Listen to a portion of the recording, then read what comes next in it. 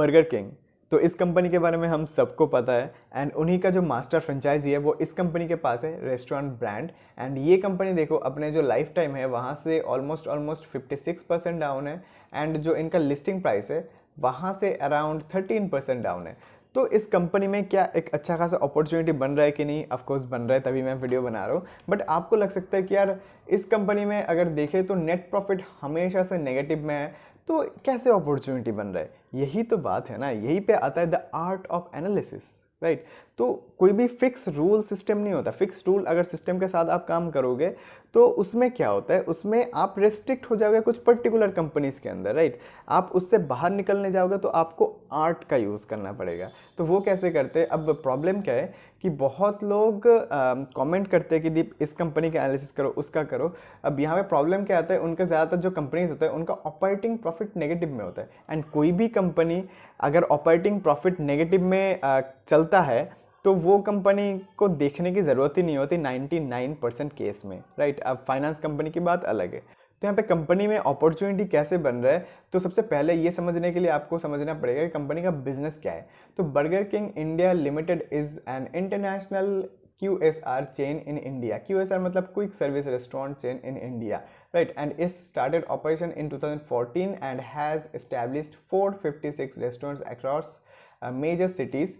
The company is an exclusive national master franchisee of Burger King in India. तो यहाँ पे main बात है कि मास्टर फ्रेंचाइजी। ये मास्टर फ्रेंचाइजी क्या होता है? फ्रेंचाइजी तो हमने सुना है। फ्रेंचाइजी का मतलब जब हम किसी एक पर्टिकुलर ब्रांड का एक स्टोर ओपन करते हैं, राइट? अब मास्टर फ्रेंचाइजी क्या होता है? मास्टर फ्रेंचाइजी भी सिमिलर होता है, जहाँ पे आपको राइट मिलता है, आप एक पर्टिकुलर जियोग्राफी पे मल्टीपल स्टोर्स ओपन कर सकते हो। जैसे कि ये जो कंपनी है तो इनके पास इंडिया में बर्गर किंग का मल्टीपल स्टोर ओपन करने का राइट है। एंड यहाँ पे इनके पास टारगेट भी है, कितने का टारगेट है वो मैं आपको बताऊंगा आगे।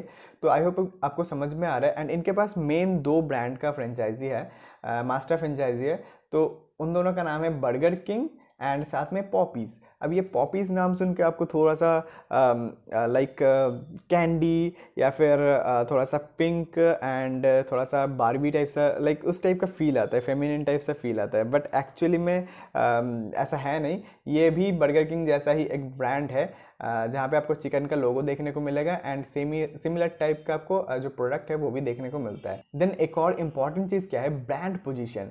Burger king is the second largest fast food burger brand globally, right? तो बर्गर किंग के पास ऑलरेडी ग्लोबल मतलब वर्ल्ड वाइड एक अच्छा खासा स्टैब्लिश्ड ब्रांड है बर्गर किंग। एंड वही कंपनी का जो मास्टर फ्रेंचाइजी है इंडिया में, इस कंपनी के पास है रेस्टोरेंट ब्रांड। आई होप आपको समझ में आ रहा है कि एक्चुअली में चीज़ें किस तरीके से काम कर रहे हैं। एंड यहाँ पे देखो, Popeyes is one of the world's largest chicken QSR chain also, right? तो पॉपीज का भी अच्छा खासा वर्ल्ड वाइड प्रेजेंस है, तो वो भी आपको देखने को मिलेगा। तो ओवरऑल जो दोनों मास्टर फ्रेंचाइजी है कंपनी के पास, तो अच्छा खासा फ्रेंचाइजी है। एंड यहाँ पे अगर स्टोर काउंट देखोगे, ये इंपॉर्टेंट है, थोड़ा सा देखना, ध्यान से देखना, ठीक है?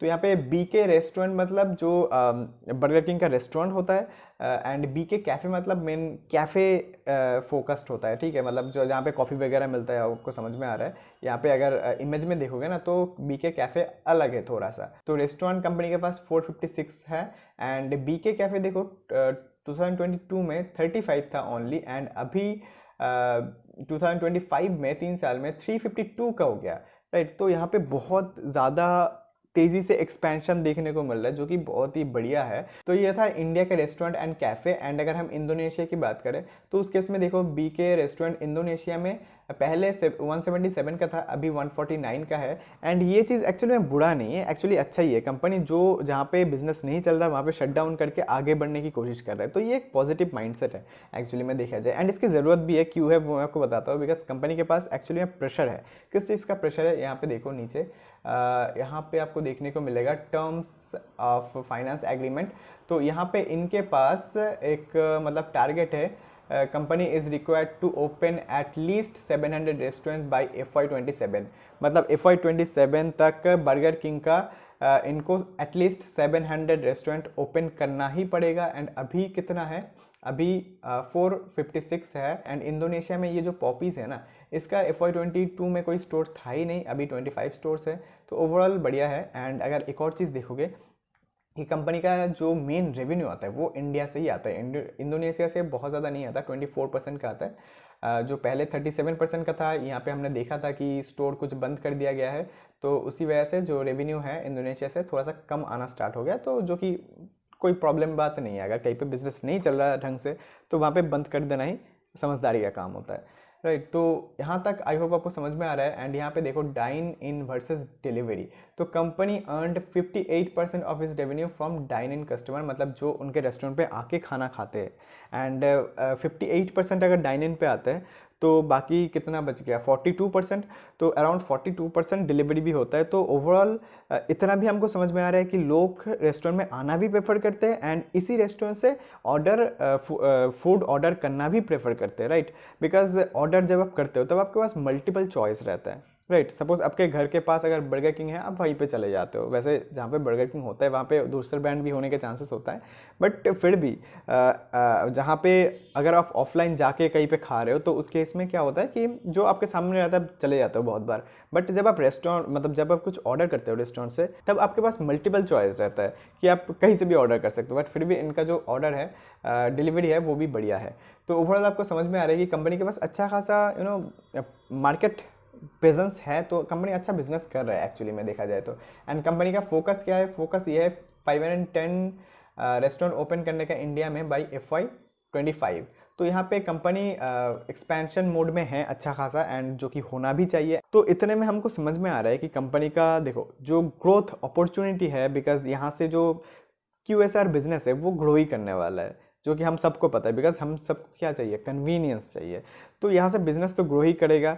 एंड साथ में जो अपॉर्चुनिटी है, कंपनी का जो ब्रांड पोजीशन है वो भी अच्छा खासा है। तो ओवरऑल कंपनी का जो बिजनेस है अच्छा है। तो अभी फाइनेंशियल में वो चीज़ रिफ्लेक्ट हो रहा है कि नहीं, वो भी देखना इंपॉर्टेंट होता है। यहाँ पे देखो बैलेंस शीट में जाते ही आपको एक चीज़ दिखेगा कि जो रिजर्व है वो अच्छा खासा था 2022 में, बट उसके बाद कंटिन्यूसली डिक्लाइन में गया है। तो यहाँ पे आपको लगेगा कि नहीं नहीं ऐसे ब्रांड पर ट्रेड नहीं करना चाहिए। बट यहाँ पे एक इम्पॉर्टेंट चीज़ आपको समझना पड़ेगा, इसलिए मैंने बोला था कि जो फाइनेंशियल रीड करना होता है ना, वो एक आर्ट होता है, उसको अपने तरीके से करना होता है, तब जाके आपको अपॉर्चुनिटीज़ बहुत ज़्यादा दिखेगा मार्केट में। एंड यहाँ पे जो बोरोइंग है वो कंटिन्यूसली इंक्रीज हो रहा है, तो आप अगर रिजर्व एंड जो बोरोइंग है उसका रेशियो देखोगे तो फिर तो आपको दिमाग ख़राब हो जाएगा। बट फिर भी मुझे यहाँ पे अपॉर्चुनिटी क्यों नज़र आ रहा है वो मैं आपको बताऊंगा।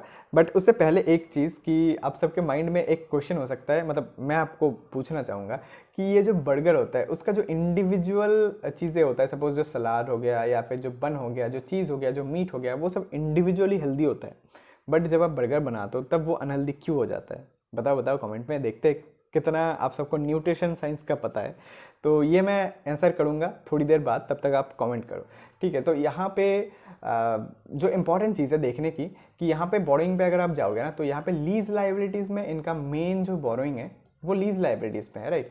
तो लीज लाइबिलिटीज़ देखो बहुत तरीके का हो सकता है, बट ऐसे ब्रांड्स के लिए यूजुअली 2 तरीके का लीज लाइबिलिटीज़ हो सकता है। अगर मैं आपको बताऊँ कि पहला जो होता है वो, सपोज़ हम कोई भी दुकान भाड़े पे लेते हैं, तो वो उस टाइप का भी हो सकता है कि आपने कोई भी स्टोर भाड़े पे लिया, कोई भी जगह भाड़े पे लिया, एंड वहाँ पे आपने जो रेंट है वो आप पे कर रहे हो, राइट। तो ये हो गया लीज लाइबिलिटीज़। एंड एक और तरीके का तो उसको ऑपरेशनल लाइबिलिटीज़, लीज लाइबिलिटीज़ बोलते हैं। एंड यहाँ पे एक और जो लीज लाइबिलिटीज़ यूजुअली ऐसे कंपनीज में होता है वो होता है जो कैपिटल लीज लाइबिलिटीज़ होता है, जैसे कि एक्विजिशन करने के लिए। सपोज हमने एक स्टोर खरीदा, जो एग्रीमेंट पीरियड है वहाँ तक हम जो पैसा है वो पे करते जाएंगे, and at the end of the agreement हमको वो प्रॉपर्टी मिल जाता है, ठीक है। ये दूसरे टाइप का लीज होता है। तो आई होप आपको समझ में आ रहा है। तो जो भी है यहाँ पे लीज में क्या होता है, एक स्टेबल तरीके से आपको पैसा देना होता है, स्टेबल तरीके से। ऐसा नहीं होता कि कभी बहुत ज़्यादा ऊंचा चला गया, कभी बहुत ज़्यादा नीचे चला गया, या फिर जो लेंडर है उसने कॉल कर दिया तो आपको पैसा इंस्टेंट तभी देना पड़ेगा उनको। तो ये सभी कुछ भी झमेला नहीं होता। एंड यहाँ पे एक स्टेबल तरीके से काम होता है। एंड इस लीज की वजह से क्या होता है, यहाँ पे इंटरेस्ट भी देना होता है। एंड यहीं पे आता है मेन खेल कंपनी का, कि कंपनी का रेवेन्यू देखो, कंपनी का रेवेन्यू देखो, ग्रोथ देखो। 2021 से यहाँ पे 1 2 3 ईयर्स में ऑलमोस्ट 2.5x हो गया है कंपनी का रेवेन्यू, राइट। एंड यहाँ पे कंपनी का हाईएस्ट एवर रेवेन्यू है। एंड उसी हिसाब से आप देखो कंपनी का जो ऑपरेटिंग प्रॉफिट मार्जिन है वो कंटिन्यूसली इंक्रीजिंग है, highest ever operating profit margin है, हाईएस्ट एवर 11% का। एंड ऐसे कंपनीज के केस में 11% का ऑपरेटिंग प्रॉफिट मार्जिन होना सही भी है, बट इससे ज़्यादा हम एक्सपेक्ट कर सकते हैं। तो जब भी कंपनी अपना जो रेस्टोरेंट ओपन करने का टारगेट है वो अचीव कर लेता है तो धीरे धीरे उनका जो फोकस है वो ऑपरेटिंग मार्जिन पे और ज़्यादा आएगा, एंड तब जाके कंपनी का जो प्रॉफिट ग्रोथ है वो हमें और ज़्यादा स्पीड से देखने को मिल सकता है। बट फिलहाल के लिए कंपनी जो अच्छा खासा ऑपरेटिंग प्रॉफिट जो है शो कर रहा है, एंड साथ में यहाँ पे मेन बात है कि नेट प्रॉफिट नेगेटिव में है, नेट प्रॉफिट नेगेटिव में है, बट एक्चुअली में कंपनी के पास पैसा आ रहा है पॉजिटिव में, पैसा आ रहा है पॉजिटिव में। वो कैसे पता चलेगा? बिकॉज यहाँ पे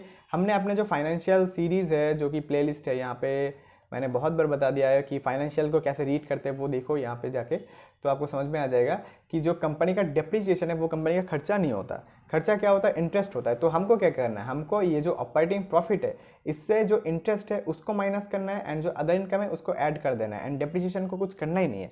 तो अगर आप ये कैलकुलेशन करोगे तो आपको समझ में आएगा कि कंपनी का जो नेट प्रॉफिट है ना वो एक्चुअली में पॉजिटिव में है, मतलब कंपनी के पास एक्चुअली में पॉजिटिव में पैसा आ रहा है। एंड ऐसे बिजनेस के लिए जो पैसा है वो यूजुअली अटकता नहीं है। क्यों? बिकॉज इनका जो बिजनेस होता है वो कैश में होता है, एंड आप खरीद सकते हो क्रेडिट में, तो अच्छा बिजनेस है।